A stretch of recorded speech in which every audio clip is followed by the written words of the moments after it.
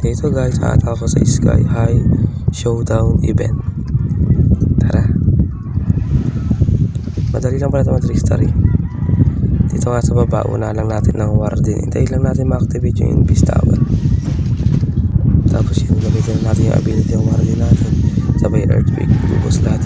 Tapos dito naman sa taas, ilalagay natin yung isang golem tapos yung archer queen.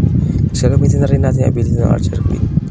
Tapos dito rin sa baba, gagamitin natin yung isang golem tapos yung BK naman.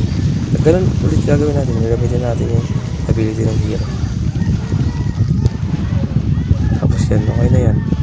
Sila lang bahala dyan sa fire speeder. Tapos dito naman sa may arrow sa taas, doon natin lalagay yung royal champ natin. Sino bahala dyan sa mga Tesla sa kasi sa skeleton trap. So support na lang natin yan, mamaya ipiparis natin yung tab. Kasi yung downhole, lakas ng laso niya ngayon. Lalasunin natin dito banda. Tapos na yung fire speeder.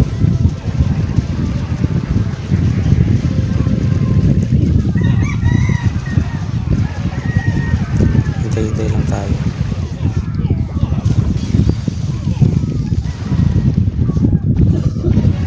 Ayan, press lang natin yung diretso yung town hall para hindi na makatira yung town hall. Gamitin yung ability ng roll dyan. Nagkamali pa nga ako dito. Ginamitan ko siya ng revive spell. May phoenix pala siya.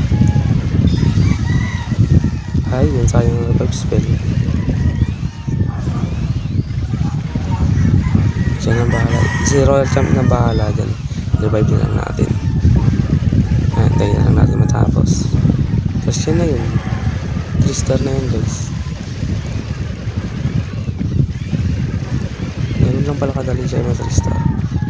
Kaya try nyo na rin yung ganito.